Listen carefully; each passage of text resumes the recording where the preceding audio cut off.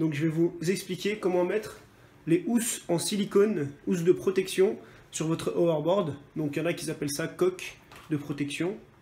Donc pour mettre ça, donc vous en avez un avec les boutons et vous en avez un autre où il n'y a que le trou pour la lumière.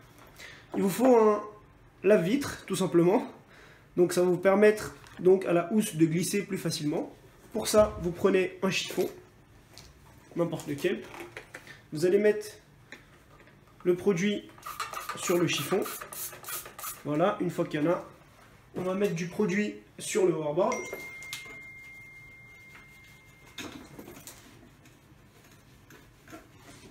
Voilà. Une fois qu'on a mis le produit, on va pouvoir mettre la housse plus rapidement. Pour mettre la housse sur votre hoverboard, donc d'abord le sens, faites attention à ce que les trous ils soient en face de votre hoverboard. Une fois que vous êtes en face, vous le bloquez le hoverboard. Là, on va tirer dessus. Et on fait attention à pas... Là, on va tirer dessus, ici. Et on fait attention à ne pas le déchirer. Donc, on tire en même temps. Donc, ce que je vous conseille, c'est de mettre d'abord la grosse tête. Là. Donc, une fois que vous avez mis la tête, voilà, une fois que vous avez mis la tête, vous faites passer la roue. Faites-le délicatement, vous allez voir. Donc ici, après, de l'intérieur, je vais le pousser pour que je puisse faire passer la roue. Ça, c'est l'étape la plus délicate et la plus difficile. J'en ai déjà déchiré des comme ça.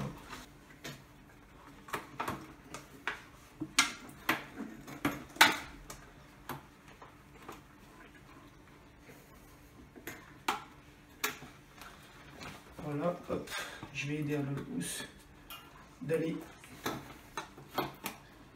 dans, je sais pas si vous voyez bien, donc en fait je suis en train de l'accompagner pour le mettre dans la roue.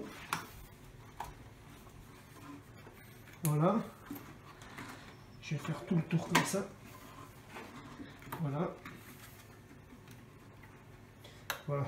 Donc dès que la roue elle est passée, après ça va être beaucoup plus simple. Là c'était sportif. On va mettre ça, la roue. Une fois que vous avez mis la roue, il va falloir rattraper ce que vous avez déjà mis. Voilà, et puis ça glisse tout seul.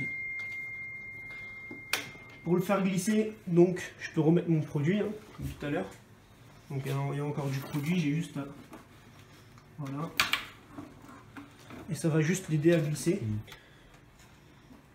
Donc une fois qu'on l'a fait passer, le plus dur c'était de faire passer la roue. Donc une fois qu'on a passé la roue, ici, vous allez voir, il se replie sur lui-même. Donc j'ai ce côté-là et ce côté-là. Ça c'est pas grave.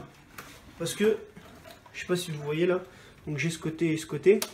Donc voilà, il s'est replié sur lui-même. En fait, c'est comme si qu'en fait il était plié comme ça. Regardez, comme ça en fait il est dessus. Voilà, il est plié comme ça sur lui-même. Mais c'est pas grave parce que plus vous allez le pousser à l'intérieur et puis plus il va se remettre à l'endroit. Donc je vais continuer à pousser un peu ici. Voilà, je pousse un tout petit peu et vous voyez, il vient avec. Ce côté pareil, je pousse un tout petit peu. Et bien sûr, je dois le faire des deux côtés en même temps.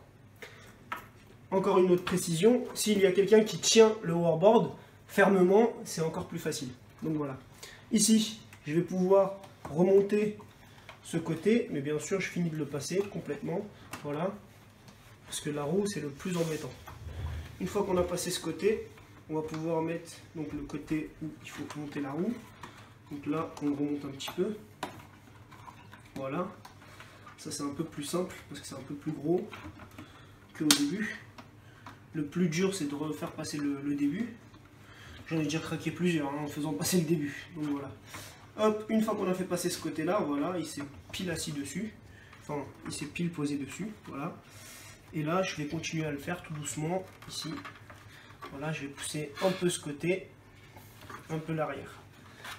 Un peu ce côté, un peu l'arrière. Voilà. Je vais équilibrer les deux côtés. Et vous avez vu, il est en train de sortir tout seul. Tac, un peu derrière, un peu devant.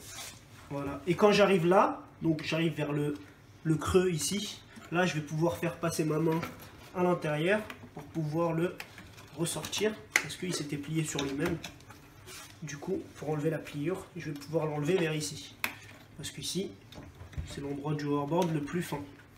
Donc voilà, hop. Et vous voyez là, il est en train de sortir petit à petit. Voilà, hop, il s'est mis dessus. Donc après, c'est juste une question de... Voilà, je le recadre dessus, enfin voilà. C'est juste une question de recadrage. Il faut le recadrer dessus. Donc voilà. Hop. Là, je vérifie que ma LED, elle est visible, hein, bien sûr. Et ici, donc je vois qu'il est un peu en hauteur. Du coup, je vais l'aider à venir un peu de ce côté. Voilà. Hop. Et le moule, là, il est pile dessus. Dans la housse silicone, elle est pile dessus. Voilà. Hop. Il n'y a pas de colle dessus. Il n'y a pas de colle double face. C'est juste posé dessus. Voilà. Ça va vous protéger, bien sûr, des rayures. Ça va surtout mettre un nouveau look à votre hoverboard. Parce que c'est sûr que voilà, tout le monde a des hoverboards, mais bon, avec les housses, c'est pas tout le monde qui en a. Ça va vous donner un nouveau look à votre hoverboard. Ça va vous donner une protection au niveau des rayures, etc.